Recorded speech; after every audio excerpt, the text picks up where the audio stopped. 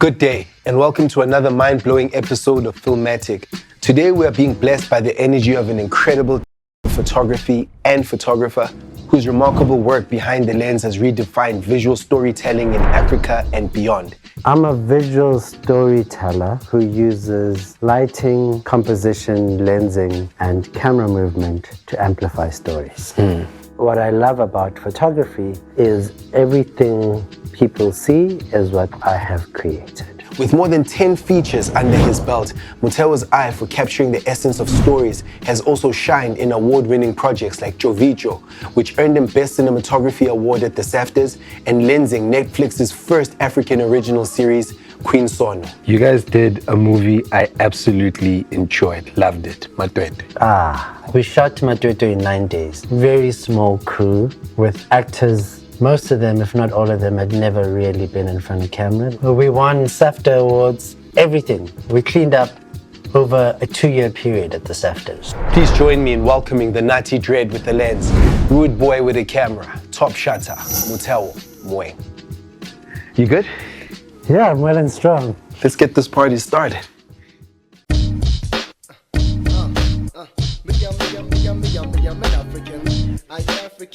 I'm an African. Everybody's an African. Feels good, right? Feels good. Feels good. Feels good. It feels good every day when every African turns and shines my way. All my brothers from Zaire, Ethiopia, Uganda, and Zimbabwe. It feels good every day when every African turns and shines my way. All my brothers from Zaire, Ethiopia, Uganda, and Zimbabwe. I'm from the continent of refugees and rebels, where minds are richer than all rubies and marbles. Life at its best, view it from all angles. No longer do we wear shackles, but life's bangles. AIDS increases, the poverty's in levels, where flowers blossom every day in hard grovel. Traditional acts just brings out the marvel in every African's heart filled with sorrow. Wait for tomorrow, but the road remains narrow. African minds sharp like bow and arrow. We're aiming for higher places, man, I tell you. Communication through rhythms until I see you. I'd like to thank God I got loose like blick thoughts. Good day, and welcome to another mind-blowing episode of Filmatic. Today we are being blessed by the energy of an incredible director of photography and photographer whose remarkable work behind the lens has redefined visual storytelling in Africa and beyond. His name, Motheo Moeng.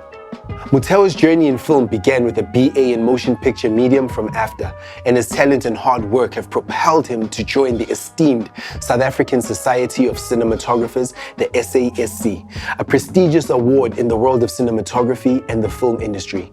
With more than 10 features under his belt, Motheo's eye for capturing the essence of stories has also shined in award-winning projects like Jovijo, which earned him Best Cinematography Award at the S.A.S.C, and lensing Netflix's first African original series, Queen Sono. Now, please join me in welcoming the Nati Dread with the lens, rude boy with a camera, top shutter, Motheo Moeng. Thank you. Hello, sir. How you doing? Very good. How are you? Oh man, great to see you, brother. Thank you for having me. Thank you so much for coming through. You good? Yeah, I'm well and strong.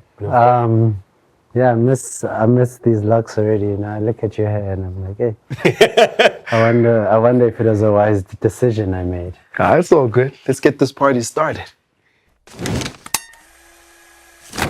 Bro, how you doing?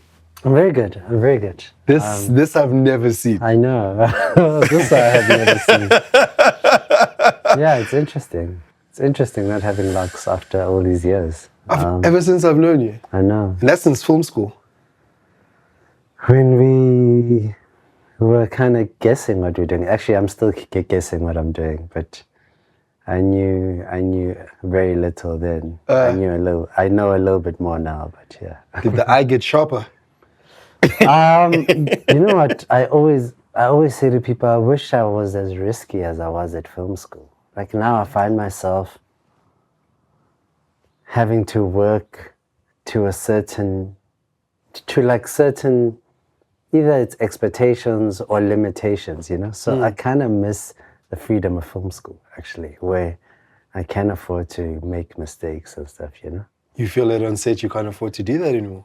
There's too much money involved. I work on big productions that there's a lot of expectation and pressure on me to perform, and sometimes you find that you can't go as extreme as you want to be because you have clients. I see. I see. Yeah. You are director of photography. Yeah. Now, again, there's a standard definition. We can go to Wikipedia, we can find it. Motheo's definition. I'm a visual storyteller who uses lighting, composition, lensing, and camera movement to amplify stories. I work closely with directors to technically and emotionally put their ideas to life. Now then, you did film school after, I think you graduated a year after me, which would be 2000 So 2009 was my fourth honors year. Was my honors year, yeah. Okay.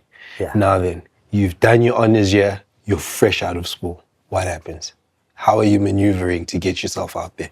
So a friend of mine who had been at AFDA before me, he was fourth year when I was first year. Gabelo Tate, who Respect. incredible Respect. DOP and a brother, put me on, literally put me on. Gabelo would get me to shoot second camera for him on his shoots. He was shooting stuff already by then. And whenever there were two cameras, he'd say Motheo was going to operate the second camera. So some of these companies, when he wasn't doing those jobs anymore, because he had grown even more, started calling me to shoot. But 1 year out of film school, a good friend of mine, Lungelo Bogimdlalose, The boogeyman. hits me up, and he had written a short film about smoking, anti-smoking. And he had hit up a popular known actor, producer, Tabelo, and asked him to act in this short film. Tabelo was like, nah, I'm not going to act in a short film. Can you write this into a feature? So Boogie goes back and he writes this short film into a feature film called S.A.S.C. And 2010, a few days after the World Cup, we start shooting our first feature film, all of us. There were so many people on that set who had never worked on a feature. So we were these like just young, arrogant black kids who were just like, we're going to make a movie, you know? And we went into Yeovil for 2 weeks and we shot a movie. 14 days. We came out with this feature that we hyped up and we got people all excited about it, and it started and changed so many of our lives. Yeah. Yeah, I was so happy.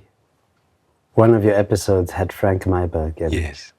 Frank Myberg Respect. changed our lives, Respect. literally. Again, we had absolutely no money to make that film. The little we had, Frank was able to assist us, and we made this movie with 5Ds. We shot S.A.S.C. with 5Ds. Mark II. You know? Yeah. It might have been Mark II. 2010, I don't remember. 2010. 2010. It might have been the Mark I, actually. Yeah. Second camera was a 70. True story. Yeah. That's insane. And then from S.A.S.C., what are you doing? What are your plans? How are we moving even from there? So coming out of film school, starting to work was humbling. So at film school, you're known as this fourth year DOP, cinematographer. And you're like hot. You're the guy at school. You come out and you're like, okay, cool. There's people who are doing real things out here. So I started music videos. I started shooting music videos. Yeah. I started shooting corporates. I started doing second camera I continued doing second camera for Gabelo. And I was then introduced to Mpotwala, who's a producer and director, and he was at a company called Velocity Africa. Yeah.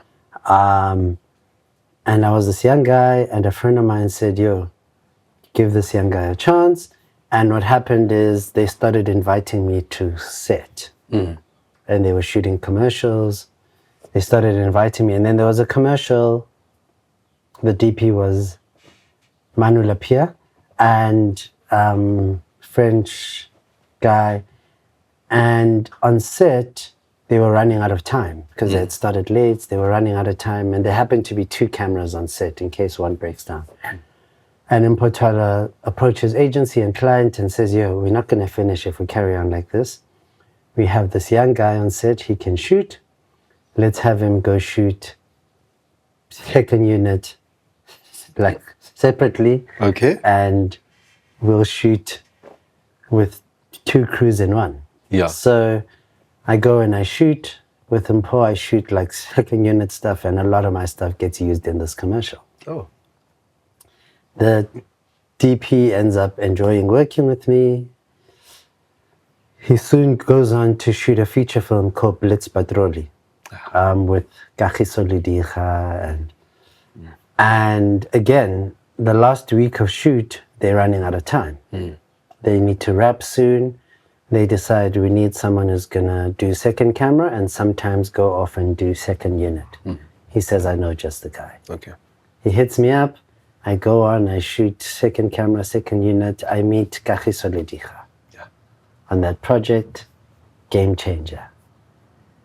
Kagiso Lidiga, has contributed so much to who and what I am now. Respect. Yeah.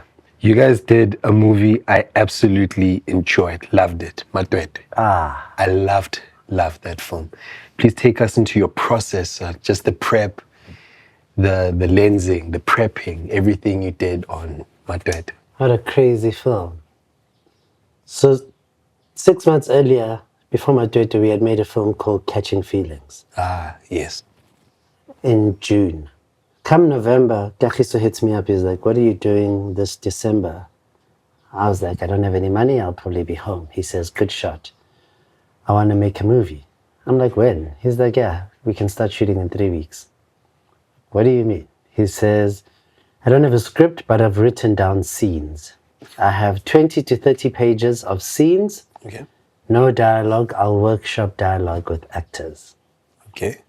This is late November. He says we'll start shooting on the 27th of December. Okay. He's like, cool. I know exactly where I want to shoot. I'll send you some references.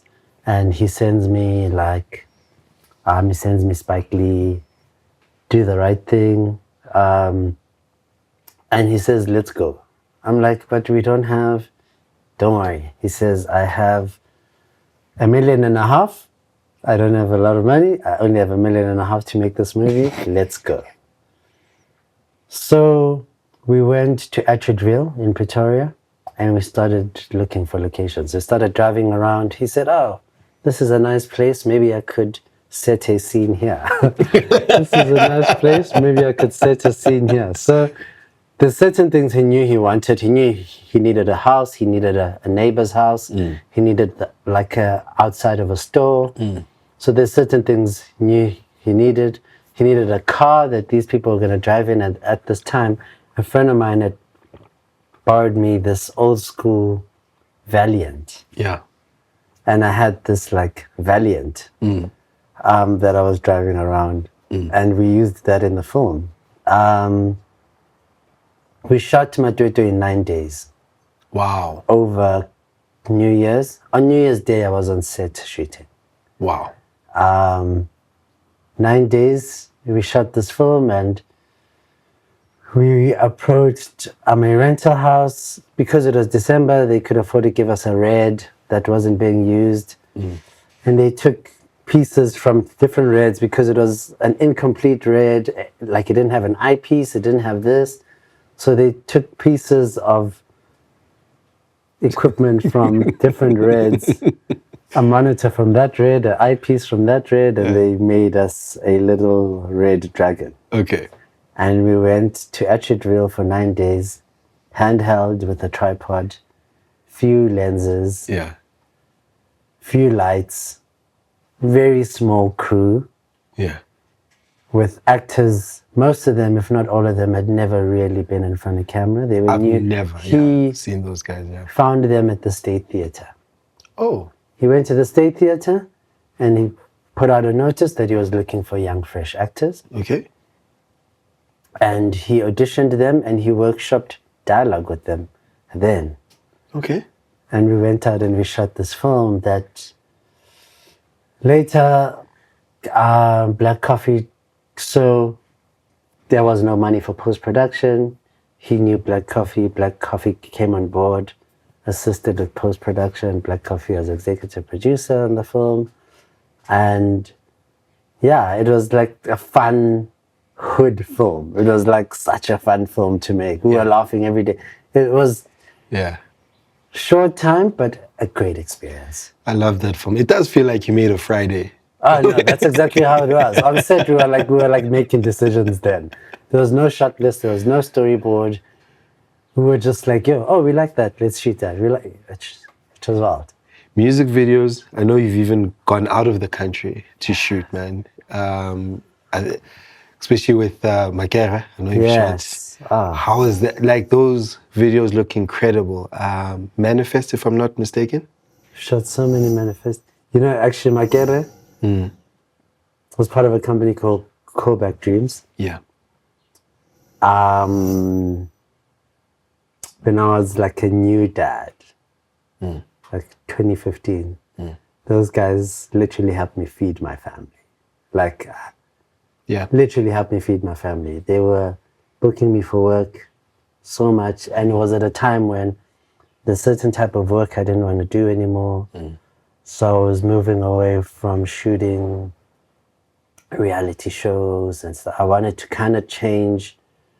I was moving away from shooting some stuff for the national broadcaster, which I didn't like anymore. So I wanted to shoot more short work and more visual work where more effort is put in. So yeah, those guys contributed so much, man. Same here.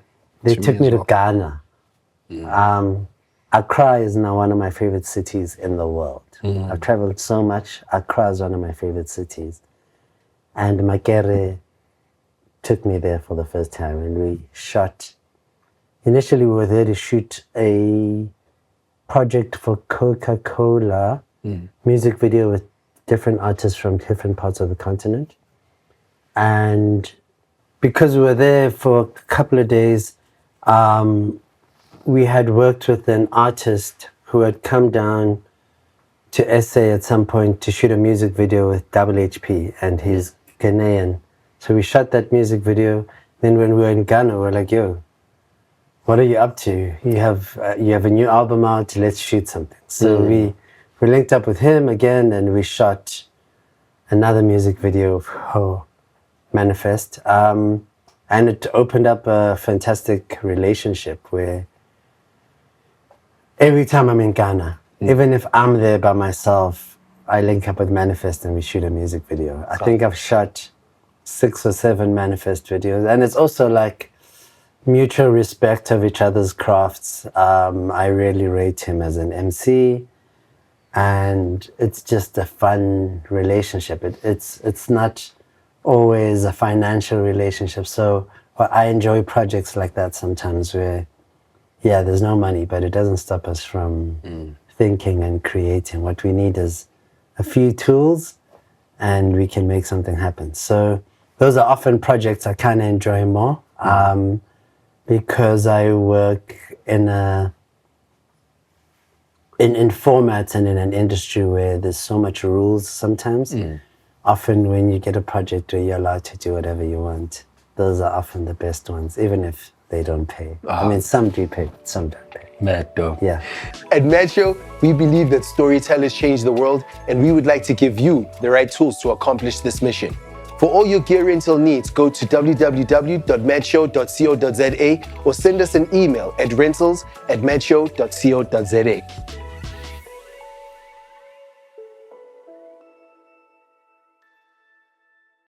You've also worked on a project I feel was probably, I think the numbers might say, I could be wrong, was probably as big as Yizo Yizo when it came out, because I don't think anything was as big as Yizo Yizo until Jovijo.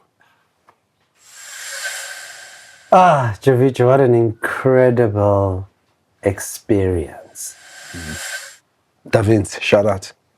Vincent Moloi is one of my favorite directors in the world. Incredible human being, just so raw. Like the Bantu Vincent, and he directs like that on set. And on set, you direct like that, it's all feeling for him, which I love. Okay. He doesn't have all the technical know-how and all this extra stuff that people learn at film school. But he can tell you when something is believable or not. Yeah. He can look at an actor and say, no, I think you should do this, I think you should do this. He looks at a frame and he says, I believe it or I don't believe it. And then he pushes us. Jovijo, game changer of a project. Crazy numbers on the broadcaster. It did so well for them. The show won us so many awards. We were 3 DPs that worked on it. I think it was 26 episodes, if I'm not mistaken. And we did, I think, 8 episodes each, or 9, I don't know. My maths is not mathsing. But yeah. And it was fun. It was fun. We had 2 lights. You only had 2 lights. We shot the whole series with an M18 and a redhead.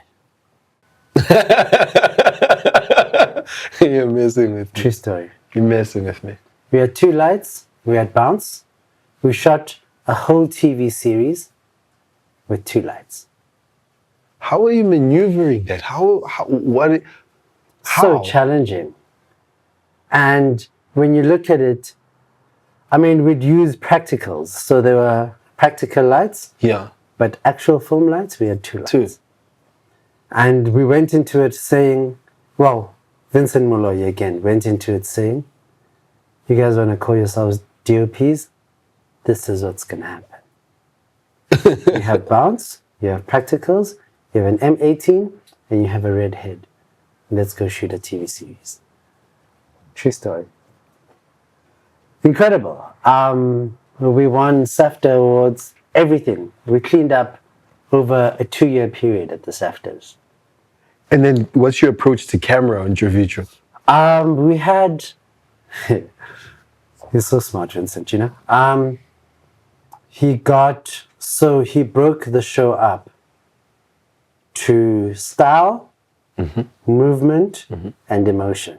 And each DP shot those things. Okay. How can I forget his name? First DP started the show, set the look, beauty, crystals. Ofenze Mwase came in, incredible camera movement. Ofenze's, I mean, he's amazing with that stuff. Like, came in, he did that. And then the last part of the show was like emotion. So Vincent knows how I deal with characters, he knows how I shoot emotion. And we shot with an Sony A7 with prime lenses,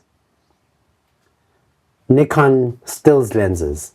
Wow. We shot with Nikon stills lenses, and we went and we shot this TV show.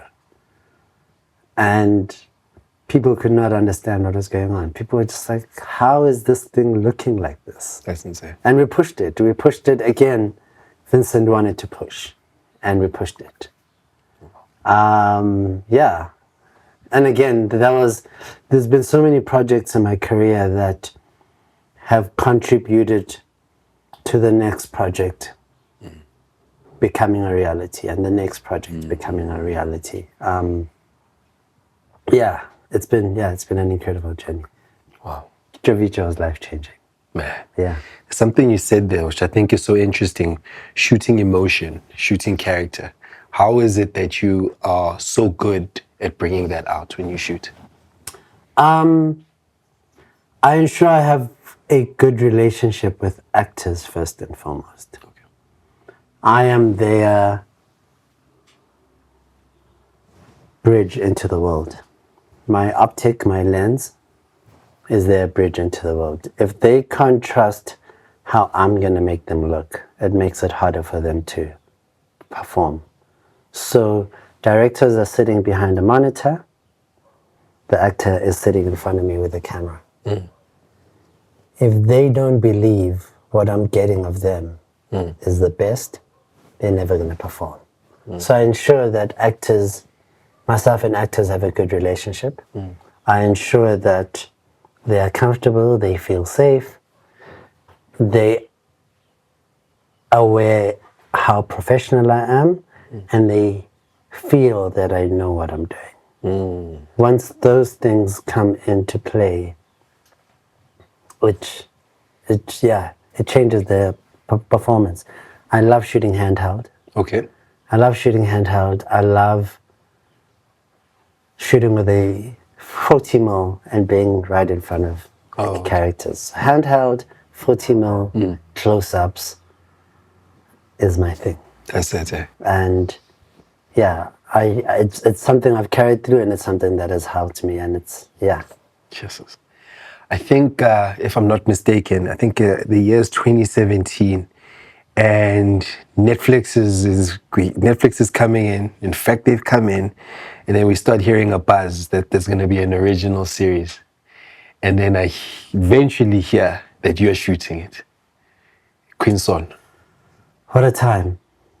So much pressure.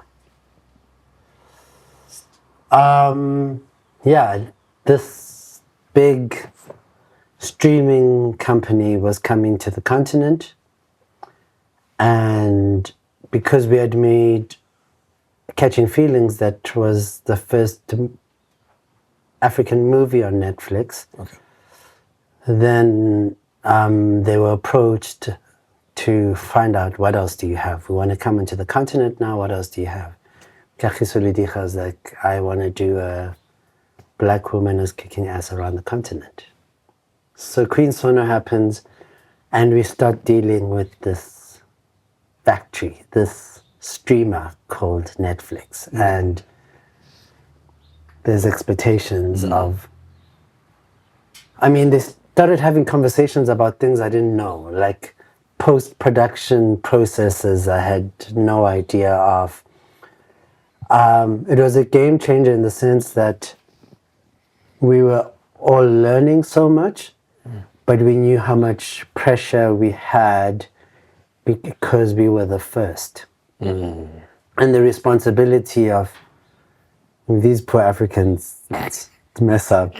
Why should we bring more money to these Africans? So we had those kind of pressures. And I had a mentor who was based in LA, and out of fear, I guess, as well, of like, how am I going to make this thing happen? I need to make sure this is the best thing that's ever happened. I put together a team of people I've worked with and have trusted for a long time, who I knew would have my back. And I combined it with someone who had made films that changed my life, who had worked with Spike Lee, so I brought in a gaffer called Christian Epps, friend, mentor, brother, incredible human being. I had a grip called Mlungisi Dube, who I work with. I think I've made 11 feature films. Mlungisi has been the grip on 6 or 7 of them. Yeah. So we made a film called Tinas Hababili in 2014, and Mlungisi literally carried me. He's carried me on so many productions where I'm tired, where I'm struggling, and he literally carries me. So I put together this team of people I trusted. The focus puller was a guy called Alex Bain, who we were at film school together, and I assisted him. When I was in first year, Alex Bain was in third year, and I assisted him on his productions, and he taught me so much. And he went into the industry. He didn't want to become a cinematographer. He became a focus puller. So I got together this team of people, experienced, people I trusted, to come and help me create the show. And we made such an incredible show. We made such a fun show. Tough because of the expectations, because of the magnitude of what we were trying to do. Yeah. And trying to represent and shoot in different parts of the continent. We shot in Nigeria, we shot in Kenya, we shot in Zanzibar, South Africa, Zimbabwe. We shot in so many places. And that show was almost kind of like a touch of an introduction to the world and what we're capable of doing, and what I was potentially capable of doing too. Yeah. Man, incredible. Your thoughts on IP, if you have any? What is it? What are your thoughts? How do you think we should be approaching it? So, as a cinematographer, it pains me financially. It pains me how little we get paid versus cinematographers in other parts of the world. And how much we bring to the table. I think all departments contribute in making something happen, but cinematographers are literally the director's right-hand man. Often I see how much directors get paid, and I'm like, wow. And I feel like HODs as a whole, because of how much of their own mind and their own intellectual property they contribute into a project, I think it makes sense for there to be some form of a benefit after. Because again, yes, you contributing yourself, and it's so much time that you put into a project. It's so much of your mind that you put into a project. It's so much of your background, your thoughts that you put into your project, that sometimes it feels like it does get taken away, whether it's by a streamer, whether it's by a broadcaster, whether it's by a production company. I come from a photography background. I've worked, and what I love about photography is everything people see is what I have created. Unless it's obviously commercial photography, but the type of photography I do, I am the sole purpose behind the IP of it. In filmmaking, it's different because there's so many departments, but I feel like we do need to reach a stage where HODs are appreciated more for what comes out of their minds, their contribution to a project. Especially because, fine, you get paid off once. Sometimes it's decent money, sometimes it's not. But you become so aware of how much more the production company does with your work. How many other places it can be taken. I think it's unfair on HODs. I think it's unfair on lead actors because they give up so much of themselves to perform, and they literally take out so much of their soul to give to a project. And we still live in a time when their recognition is between action and cut.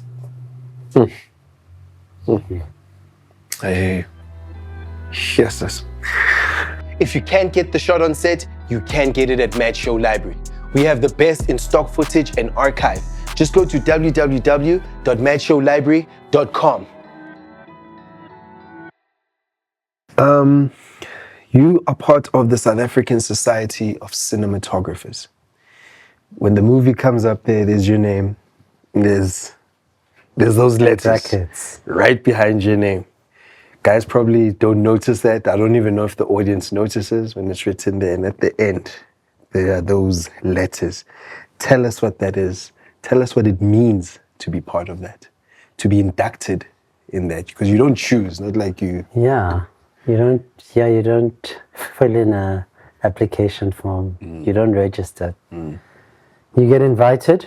So the South African Society of Cinematographers is a society that exists in film spaces all around the world. The most popular ones, it's the BSC and the A.S.C, the American Society, and the British Society. I grew up watching films, and I would see people's surnames have a bracket and have A.S.C behind it, and started researching it, and I knew the honor of being part of it. We live in a country where the population of black people I think it's like, I don't know the numbers. It might be 90% black people, 10% white people in this country, whatever. And before 2017, I think that's when I was inducted, there had never been a black person in that society. So that year, myself and Tiani were inducted into the Society of Cinematographers in a country where stories have been told about our people forever. But none of them was seen to be of value enough to be inducted into the society. So to a certain extent, it feels good to know we were part of breaking that kind of like barrier. But it's also sad when you think about it that it's taken so long. I think before we were inducted, I might have counted there were 55 white people. And you guys were the first two. Yeah. I remember when you got in, we were like, we got one. When you two got in, I was like, this finally. Email that say, hey, I didn't know how it happened. I received this email and they said, hello, we'd like to talk to you about da-da-da, and we'd like you to be a member of the South African Society. It was mind-blowing. It wasn't crazy. It was crazy. It was incredible. And yeah, the idea is we need to keep pushing because there's so many talented sisters and brothers out there whose work deserves to be seen that way. It's a great honor because internationally I get so much work because the assumption is that once you're part of that society, there's a certain level of work you've done, there's trust in you. Whether it's true or not, there's people who aren't in the society who deserve to be in the society. Okay. There's people who have done better work than people who are in the society. And some of them, maybe because of their skin color, are not part of the society. But there has to be a first, there has to be a second, there has to be a third. There will be many more in time. I really hope so. Also, we're young in this industry, so it's fine. But we are storytellers by nature, so it's our time. It's time that we're at the forefront of these stories being told. Do you know how it is they choose you? What is it based on? Is it the number of films? Is it? I've heard so many different definitions of what is the criteria for them to say, okay, now you can, I don't know how I got in. Yeah. To be honest. There's people who have 5 films, there's people who have 1 film. Okay. There's people who have 20 films. So I don't know how I got in. There's a friend who recently got in and I advocated for him. Yeah. I went in, I said, yo, this guy has been grinding. This guy has been doing the work. I would like to nominate him to be looked. I'd like you guys to look at his work. I'd like you guys to consider him. It was long overdue. I know who you're talking about. And it was he's long now overdue. a member of the society. I was so happy. Sent an email. No, I it was hit long. him up. I said, yo, these people are going to hit you up.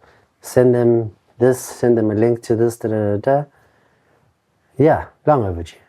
Way. Long overdue. He's been, same cat has helped out so many younger cats, putting them on second cam, like you were saying, that I know of. He put me on.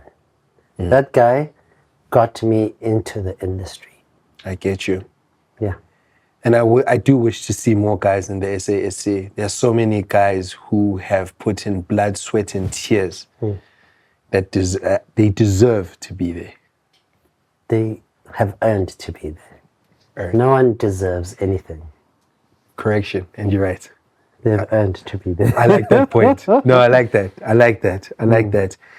Where to from here, bro? You've done so much. 11 feature films.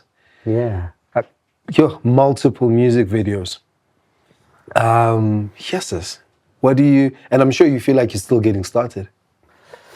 The thing is, there's so many people who have been doing this for so long whose work I look up to.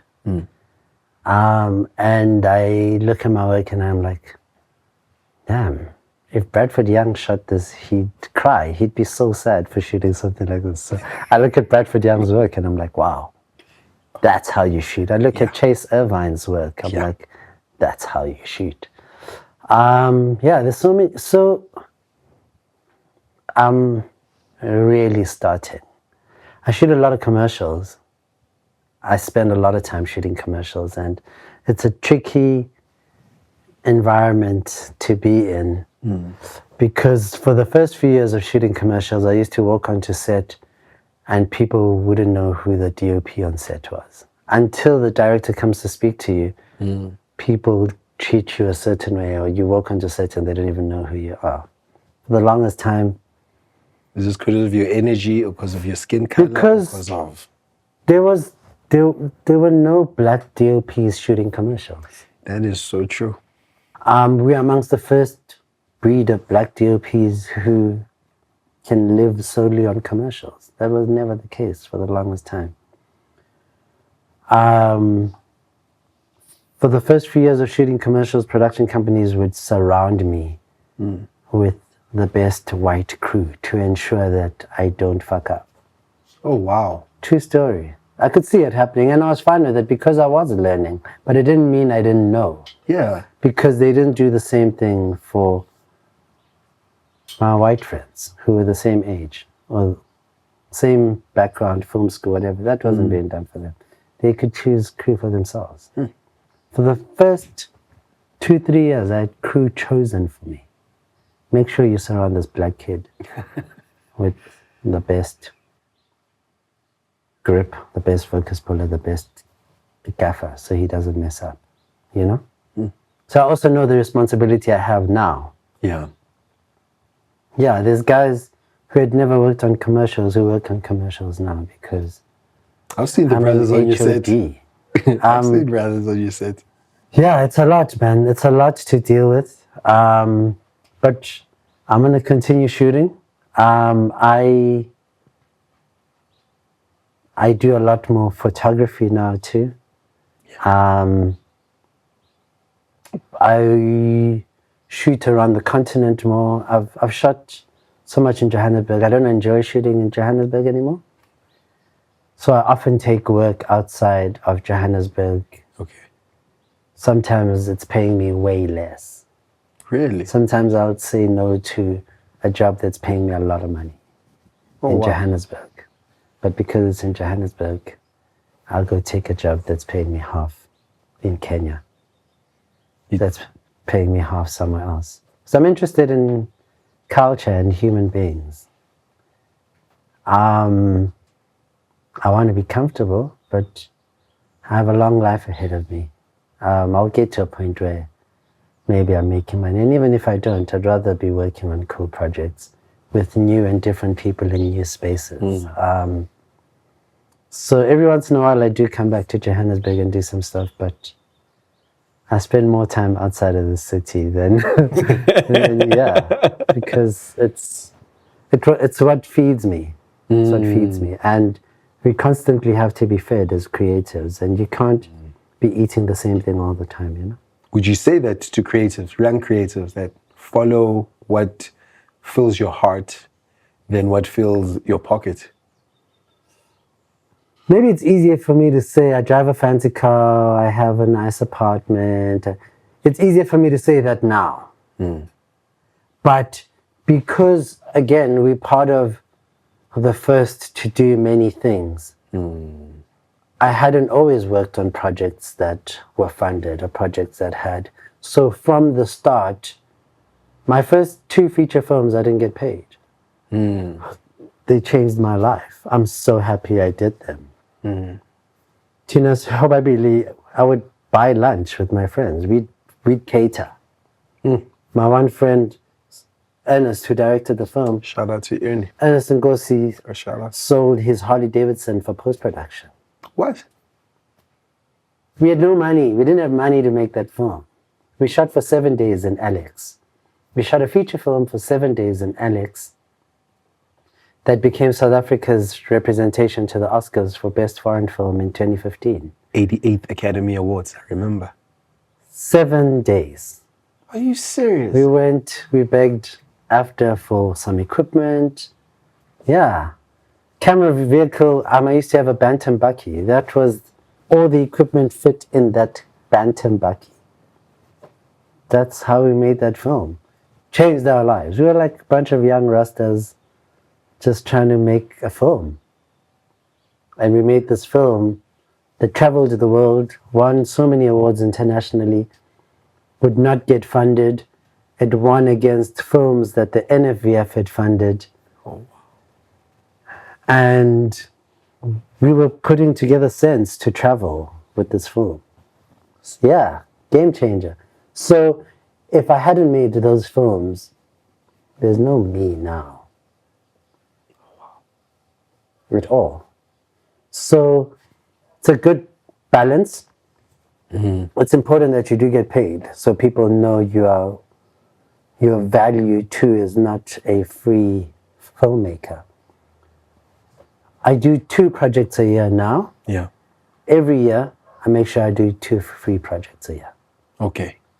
Standard. Standard. Yeah. It's like I don't even call it giving back, but it's just like, yo, I want to do something cool. You don't have money? Cool. I have some equipment, I have this, I have my time.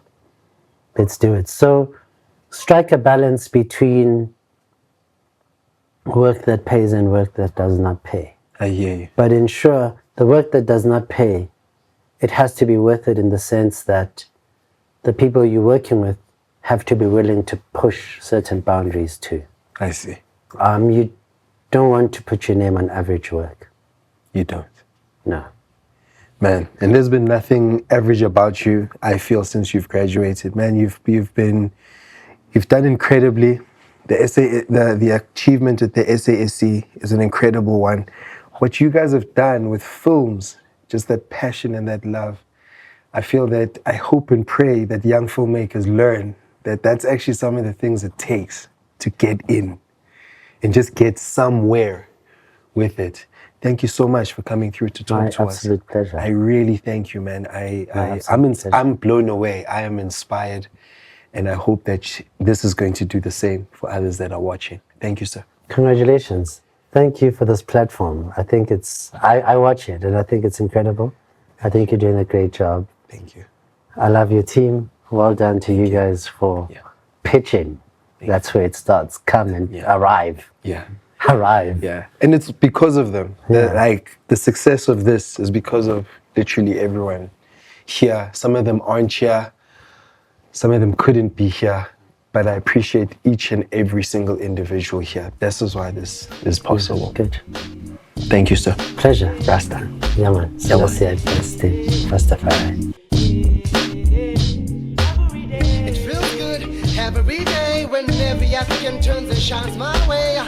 All my brothers from Zaire, Ethiopia, Uganda, and Zimbabwe. It feels good every day when every African turns and shines my way. All my brothers from Zaire, Ethiopia, Uganda, and Zimbabwe. Oh, man, it feels good.